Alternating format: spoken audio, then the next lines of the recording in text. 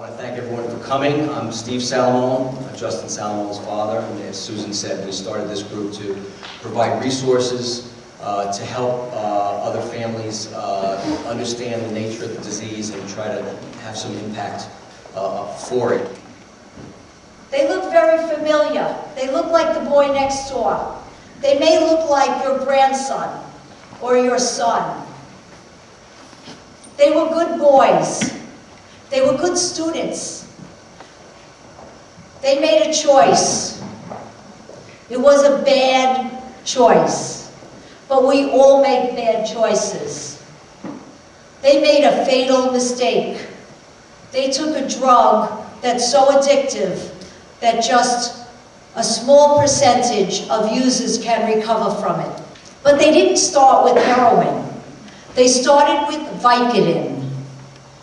Then they tried Percocet. Then they did OxyContin. And then they used heroin. My name is Susan Salamone. My son Justin died on May 29th, 2012. Once he started, he spent 6 years trying to stop. As several people in this room, I lost my son to addiction. And my life changed completely. Since then, I have committed myself to preventing others I have committed myself to hopefully preventing as many others as possible from going through what my family has gone through. And over the last year, again, I have worked on this full time, and I've discovered many things, but most importantly, I've discovered this is not intractable, that there is a solution to this. This is not a disease or a situation that we have to sit by and let happen. This is something that I have discovered many things over the last year that we can do to make this significantly less of an issue. So in February, based on the first couple months of learning, I decided to leave hire someone to run my company, formed Brian's Wish in February, and I spent the last year hiring consultants working with me, and we're just finishing now what we believe is a very thoughtful and achievable plan to significantly reduce this issue around the country, drug and alcohol addiction, and the consequences of it. What we've accomplished in the last 12 months, since last February, I've recruited a leading team of experts on 3 boards, as I mentioned. Our business plan's been recognized by the Clinton Foundation as one of the best ideas that they've seen for this year, and I just spoke at their conference and presented them with our business plan. And there's another book. I don't know how many of you have read the book Beautiful Boy or heard of it. The sequel is coming out April 2nd, and the epilogue basically features our entity as one of his main solutions to this problem. This entity, the American Cancer Society, for this field. Some quick facts, and I didn't know any of this. I went through this for 6 or 7 years with my son and didn't know any of this. I had no idea how big it was, because addiction is in isolation. No one talks about it. You think you're the only one, or you think you're one of few. But the numbers are staggering. Addiction, as you can see in the top left, is the 4th largest disease by number of people that have it. In the bottom left, the number of people it kills annually, number 3. About 150,000 people die every year from drug addiction. Even with those numbers on the left, private funding is basically non-existent. The big issue that most people don't understand is this is our kids.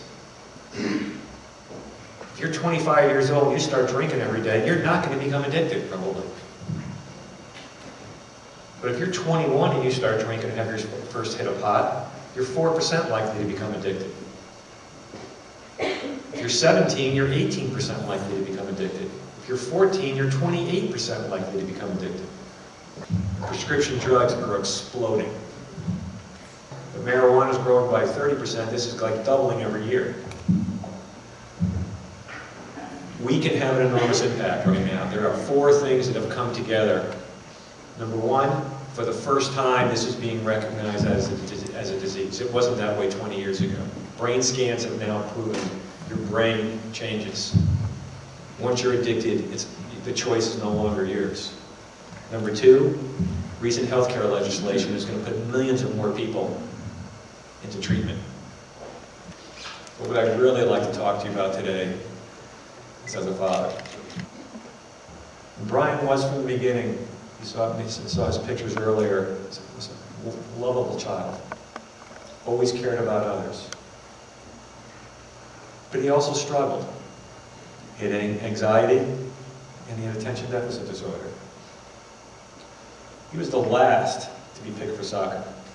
The last. But he was the first to crawl under a fence at Yankee Stadium to give a homeless person a quarter when he was 8 years old. So for their sake, and in Brian's memory, I have made a promise. Enough. No more research ignored. No more Americans suffering, feeling ashamed because they have a disease. And no more lives wasted. If you look at this, and this data comes from the National Institute on Drug Abuse, prescription medications such as Vicodin, OxyContin, and other drugs are now making up a significant percentage of drugs that are being abused by younger and younger people. Basically, 1 in 9 young people are now trying prescription drugs or have tried some in the past year. And 25% of those began abusing drugs at age 13 or lower. Now, obviously, we had talked, this had been talked about before too, but there's a number of warning signs. People that have a history of ADHD, anxiety disorders, depression, are almost twice as likely to have substance use disorders than the regular population. Good evening.